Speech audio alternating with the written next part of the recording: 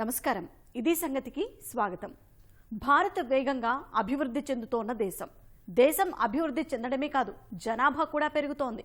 పెరిగిన జనాభాకు అవసరంగా ఎన్నో కొత్త ఆన్లైన్ సేవలు పుట్టుకొస్తున్నాయి.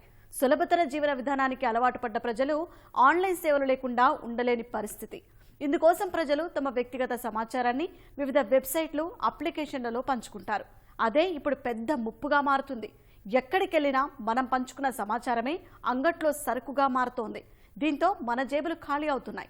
అదే క్రమంలో ఇప్పుడు దేశంలోని 81.5 కోట్ల మంది భారతీయుల డేటా డార్క్ వెబ్లో చక్కర్లు కొడుతోంది. కోవిడ్ సమయంలో వ్యాక్సిన్ కోసం ICMR సేకరించిన డేటా అందులోకి చేరింది. మరి ఈ డేటా హ్యాకర్లకు ఎలా చేరింది?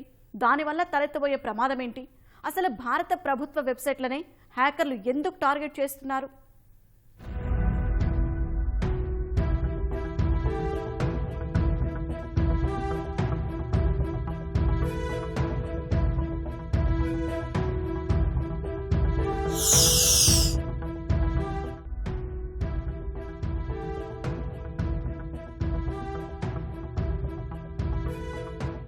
ఆధార్ అన్నింటికీ అవసరమే.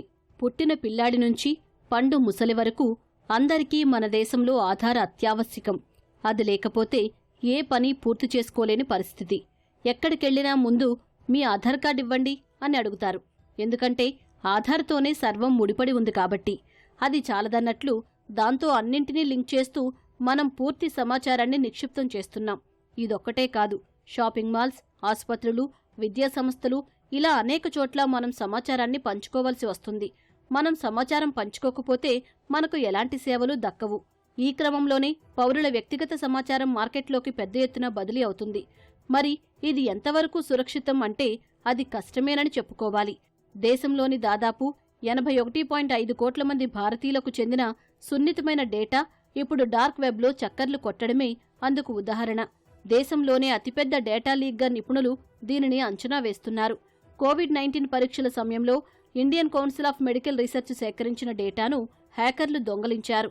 అయితే ఇది అదే డేటానా లేక మరేదైనానా అని పోలీసులు దర్యాప్తు చేస్తున్నారు.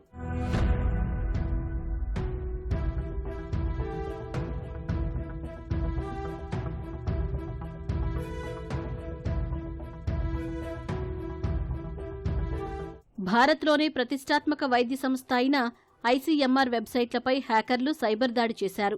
కానీ దీనిని కేంద్రం ఖండించింది. అయితే ప్రస్తుతం ఉన్న సమాచారాన్ని బట్టి చూస్తే ఇదంతా నిజమే కావచ్చని అనిపిస్తోందని నిపుణులు అంచనా వేస్తున్నారు. డార్క్ వెబ్లో PWN0001 అనే హ్యాకర్ ఈ డేటాను వెలుగులోకి తెచ్చాడు. అతడు ప్రదర్శించిన డేటా ఆధారంగా వీటిల్లో భారత పౌరుల ఆధార్ కార్డ్, పాస్పోర్ట్ల సమాచారం, పేర్లు, ఫోన్ నంబర్లు, తాత్కాలిక, శాశ్వత చిరునామాలు ఉన్నట్లు సమాచారం. ఈ వివరాలను ICMR కోవిడ్ పరీక్షల సమయంలో సేకరించిందని హ్యాకర్ చెబుతున్నాడు. కానీ దీనిని బహిర్గతం చేసిన వారు ఎవరన్నది ఇంకా తెలియరాలేదు. అక్టోబర్ 9వ తేదీన ఈ డేటా చౌర్యం తొలిసారి వెలుగులోకొచ్చింది. అయితే దీనిని అమెరికాకు చెందిన సైబర్ సెక్యూరిటీ ఇంటెలిజెన్స్ సంస్థ కూడా ధృవీకరించింది. ఇందులో భారతీయుల ఆధార్, పాస్పోర్టు సమాచారం కూడా ఉందని చెబుతున్నారు.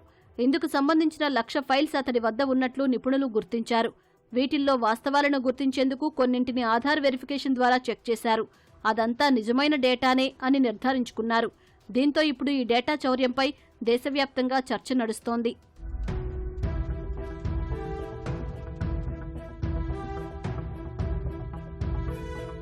ICMR డేటా లీక్ అవడంతో the computer emergency response team of India తక్షణమే ICMRను అప్రమత్తం చేసింది. కోవిడ్ పరీక్షల సమయంలో సేకరించిన డేటా వైద్య ఆరోగ్య శాఖ, ICMR, నేషనల్ ఇన్ఫర్మాటిక్స్ సెంటర్ల వద్ద ఉందని, దీంతో ఎక్కడి నుంచి ఈ డేటా లీక్ అయిందనే విషయం తెలుసుకోవడం కష్టంగా మారిందని నిపుణులు అంటున్నారు. అయితే దీనికి మూలం కోవిడ్ సమయంలో ఢిల్లీలోని ఎయిమ్స్ సర్వర్లపై హ్యాకర్ల దాడే కారణం కావచ్చు అన్న సంకేతాలు వినిపిస్తున్నాయి. ఆ సమయంలో దాదాపు 200 కోట్ల రూపాయల విలువైన క్రిప్టో కరెన్సీని హ్యాకర్లు డిమాండ్ చేశారు. ఎయిమ్స్పై జరిగిన సైబర్ దాడిలో మొత్తం 5 ప్రధాన సర్వర్లు హ్యాక్ అయినట్టు తెలుస్తోంది. ఇందులో ఒక సర్వర్ను హాంకాంగ్ నుంచి హ్యాక్ చేసినట్లు తెలుస్తోంది.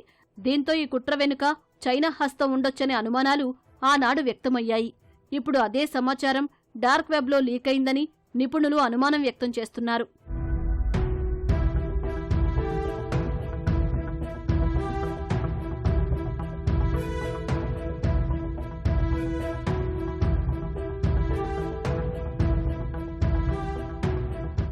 భారత్లో హ్యాకింగ్ అనేది నిత్యకృత్యమైంది.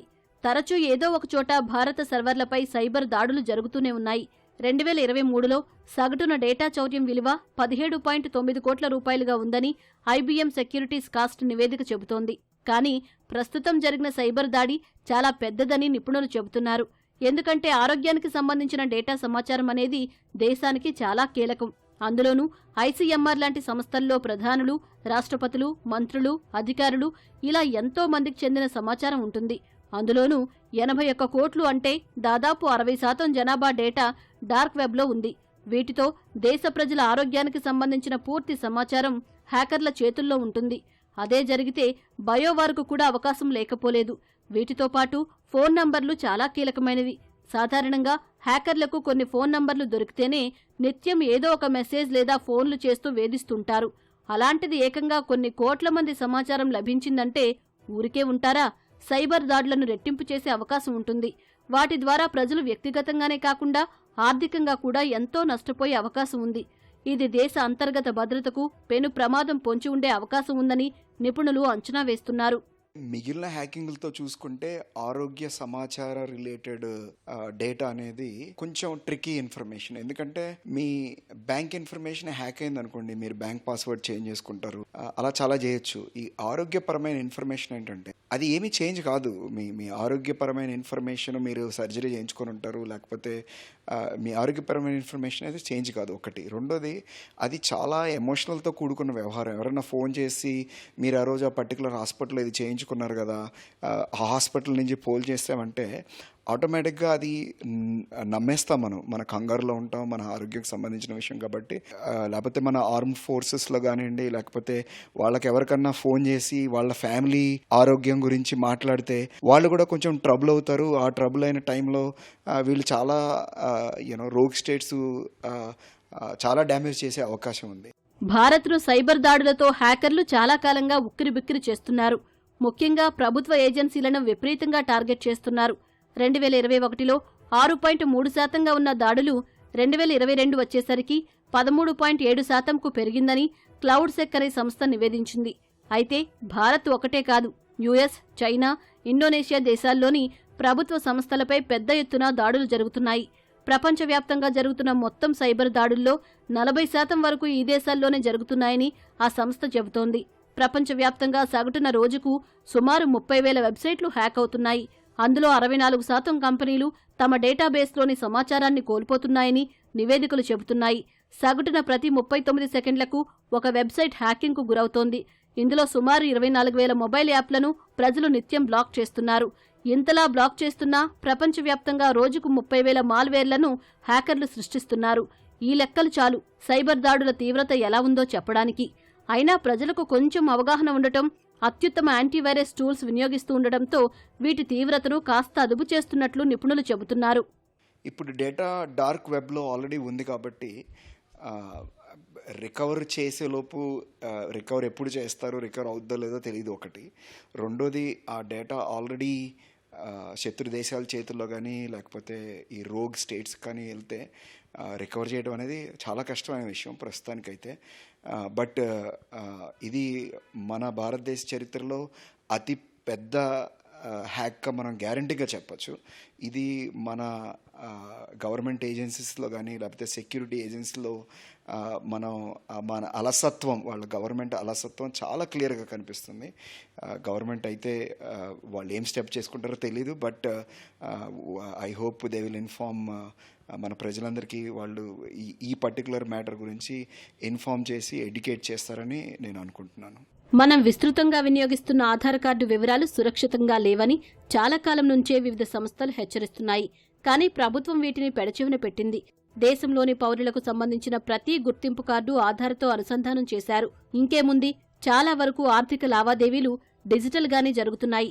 ఈ మధ్యనే కేంద్ర ఎన్నికల సంఘం కూడా ఓటర్ల వివరాలను ఆధార్తో లింక్ చేసింది. ఇది అది అనే తేడా లేకుండా సమాచారమంతా ఆధార్తో అనుసంధానం కావడంతో హ్యాకర్లు ఆధార్ సమాచారం దొరికితే చాలని అనుకుంటున్నారు. దీంతో రానున్న రోజుల్లో ఆన్లైన్ మోసాలు విచ్చలవిడిగా పెరిగే అవకాశం కనిపిస్తున్నాయి. అది కాకుండా హ్యాకింగ్ కోసం ప్రత్యేకంగా కొంతమంది సైబర్ కేటుగాళ్లు నైపుణ్యం కలిగిన యువతను నియమించుకుని వారితో దాడులు చేయిస్తున్నారని నిపుణులు చెబుతున్నారు. వీరంతా డార్క్ వెబ్ లాంటి వెబ్సైట్లలో సమాచారాన్ని అమ్ముకుంటున్నారని అంటున్నారు. ఇలాంటివి జరగకుండా ఉండాలంటే కొత్త టెక్నాలజీలను అందిపుచ్చుకోవాలి. అంటే ఫైర్ వాల్ సేఫ్టీకి సంబంధించిన కొత్త అప్డేట్లను కంపెనీలు తెలుసుకోవాలి. కానీ ఇందులో భారత్ చాలా వెనుకబడి ఉందని IBM సర్వేలో తేలింది.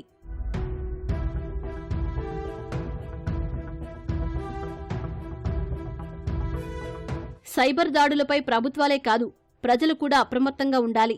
లేకపోతే కష్టపడ్డ సొమ్మంతా సైబర్ దాడుల్లో చేజార్చుకోవలసి ఉంటుంది. ప్రభుత్వాలు కూడా అన్ని చోట్ల ఆధార్ లాంటి సమాచారమంతా కలిగి ఉన్న కార్డును ధృవీకరణ పత్రంగా సమర్పించాలని చెప్పడం సరైంది కాదని నిపుణులు అభిప్రాయపడుతున్నారు.